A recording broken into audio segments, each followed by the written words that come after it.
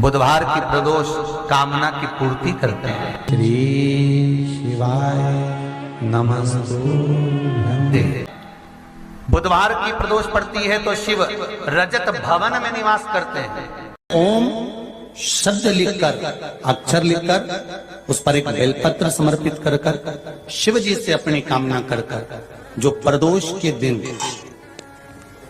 प्रदोष काल के अंतर्गत बेलपत्री के वृक्ष की पूजन कर कर, ये नाद कर कर, ओम अक्षर का नाद कर कर स्मरण कर कर आता है। ज्यादा से ज्यादा कहेंगे तो 4 दिन, 5 दिन में या 6 दिन में मेरा देव अधिदेव महादेव जो समस्या और टेंशन जिंदगी में चल रहा होता है उससे थोड़ा बहुत तो निजात मेरा देव अधिदेव महादेव उसी समय करना प्रारंभ करते हैं। लक्ष्मी के लिए कोई उपाय करें तो कौन सी प्रदोष पर करें? तो अच्छे से सुन लेना भाइयों। शुक्ल पक्ष में जो प्रदोष पड़ती है वो लक्ष्मी की वृद्धि के लिए होती है। कृष्ण पक्ष में जो प्रदोष पड़ती है वो रोग और बीमारी को मिटाने की होती है। तो जितने उपाय आपको प्रदोष के बताए जाते हैं उस हिसाब से आप करो कि शुक्ल पक्ष की प्रदोष है तो लक्ष्मी का कोई उपाय करना है तो हमें शुक्ल पक्ष की प्रदोष पे करना है। अगर हमें बीमारी से निपटने का कोई इलाज करना है या कोई उपाय करना है तो उसको कृष्ण पक्ष की प्रदोष पर करना है। अब शुक्ल पक्ष की प्रदोष, उसकी प्रदोष का दिन था, बैठा हुआ था। मान लो अगर कहीं आप कोई नौकरी के लिए अप्लाई कर रहे हो, अपने द्वार पर भी कितना सुंदर लिखा है भविष्य पुराण के अंतर्गत और विष्णु पुराण में भृगु बाबा का चरण का चिन्ह भगवान विष्णु की छाती पर रहा। भगवान विष्णु की छाती पर भृगु बाबा के चरण का चिन्ह रहा, चरण का चिन्ह। अब भविष्य पुराण में लिखा है कि अगर हम मंदिर के द्वार पर घर के चौखट के एकदम सामने चप्पल उतार देते हैं 7 बार दिन भर में से, कितनी बार? 7 बार विष्णु पुराण कहती है ऐसा कोई दिन नहीं होता जिस दिन दरवाजे पर 7 बार लक्ष्मी आकर खड़ी नहीं होती हो। पहले कथा कही थी आपको कि प्रत्येक मनुष्य के भाग्य में सुख लिखा है, केवल मंथन करना।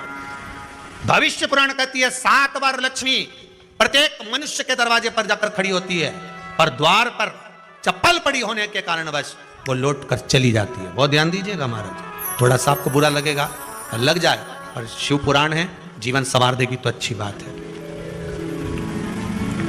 जीवन संवार दे तो अच्छी बात है। मंदिर के द्वार पर हम जब चप्पल छोड़ते हैं, जिस मंदिर की चौखट पर चप्पल छोड़ी है, आप जितनी देर आराधना में लगे रहते हैं उतनी देर तक आपकी चप्पल पर जितने लोग लांग कर जाते हैं, जितने लोग लांग कर प्रवेश करते हैं, उसका भी दुख आपके भाग्य में आता चले जाता है। ध्यान दीजिएगा जरा।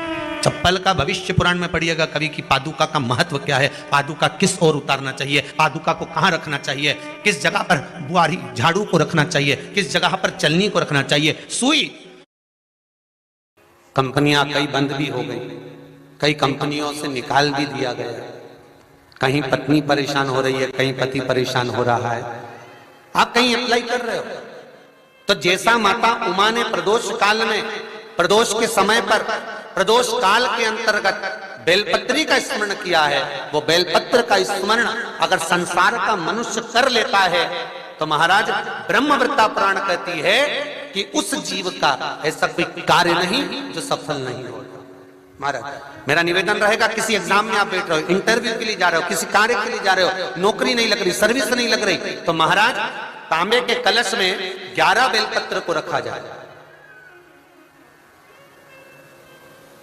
और तांबे के कलश में 11 बेलपत्र रखकर उसमें 11 सफेद पुष्प को डाला जाए।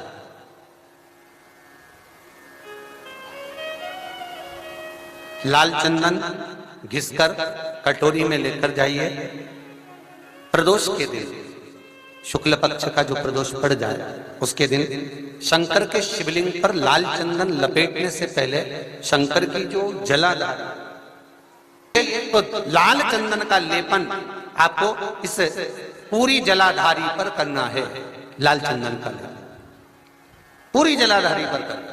और महाराज जी जिस कलश में आपने घर से 11 बेलपत्र और 11 सफेद पुष्प जल के अंदर डालकर लाए हो, उसको आप चढ़ाएंगे तो इस तरह से चढ़ाएंगे कि उसका भाग हमें दिखे चढ़ते समय। ऐसे नहीं चढ़ाना, उसको चढ़ाते समय इस तरह से चढ़ाएं कि वो जल का भाग हमारी ओर गिरता हुआ।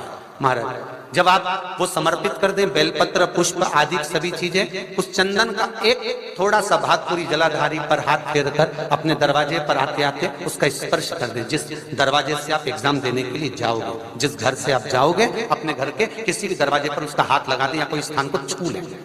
जिसको आप दरवाजे को खोलकर, दरवाजे को स्पर्श कर कर या दीवार को छूकर या अलमारी को छूकर, जिसको भी छूकर आप जाओगे उसका स्पर्श कर लें। फिर आपको कुछ नहीं करना है, उमा और महेश ही सब कुछ करेंगे जो उनको करना है, सब साथ।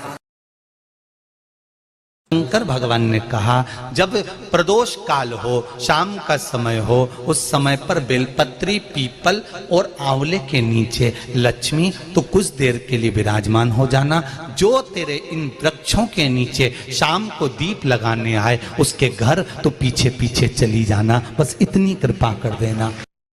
जिस प्रदोष व्रत का हम वर्णन करते हैं, जिस प्रदोष के दिन का आपको बधाई कल हमने दी थी कि प्रदोष की आपको बधाई हो, प्रदोष शाम का जो समय होता है, प्रदोष काल जो होता है, उसका वर्णन जब हम करते हैं, ये प्रदोष की पूजन का विधान किसने बनाया, ये प्रदोष की पूजन का नियम किसने बनाया, ये प्रदोष की संध्या काल का, प्रदोष के समय का पूजन का विधान कौन बनाया, ये प्रदोष के समय पर एक बेलपत्र चढ़ाने का विधान किसने बनाया, प्रदोष के समय पर एक समीपत्र चढ़ने का विधान किसने बनाया, प्रदोष के समय पर अगर मान लो कोई भिखारी से भिखारी व्यक्ति भी है जो ठेला चला रहा है, उसके पास में खाने के लिए कुछ नहीं है, फटे कपड़े पहन रहा है, उसकी जिंदगी में कुछ भी नहीं बचा और कर्जे में लदालूम हो गया, एक चावल का दाना अगर वो प्रदोष के दिन, प्रदोष काल में शाम के समय पर शंकर के शिवलिंग पर चढ़ा देता है तो 3 या 4 प्रदोष में उसका कर्जा चूकना प्रारंभ हो जाता है। प्रदोष का विधान इतना ये प्रदोष का वर्णन करा किसने, इतना प्रदोष की महत्वता बताई किसने, कौन करे इतना वर्णन। अगर प्रदोष की महत्वता बताने वाला कोई है, इसीलिए मेरे शंकर भगवान माता सती को लेकर कुंभज ऋषि के यहाँ, अगस्त ऋषि के यहाँ कथा सुनने के लिए गए थे, क्योंकि उनके बराबर कोई शंकर के महत्व को बता नहीं सकता और प्रदोष के महत्व को नहीं बता सकता। सती मैया को प्रदोष का महत्व बताने के लिए शंकर सती जी को लेकर कुंभज बाबा के यहाँ गए थे, अगस्त ऋषि के, प्रदोष के महत्व को तो जानो सती,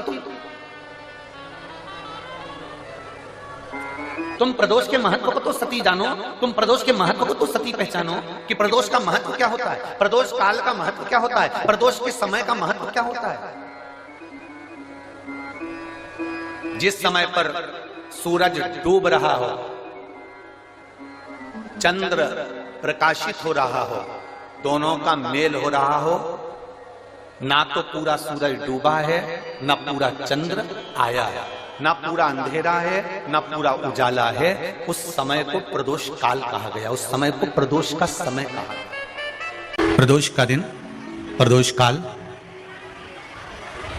शाम का समय, भगवान देव अधिदेव महादेव मां जगतजननी पार्वती जी के साथ में भ्रमण करने का। देखिए,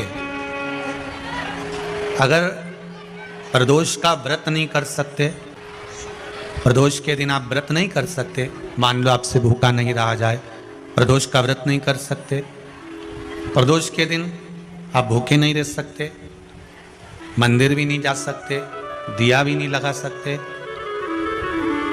तो शिव महापुराण की कथा कहती है कि प्रदोष के दिन, प्रदोष काल में अपने ही दरवाजे के पास में देवाधिदेव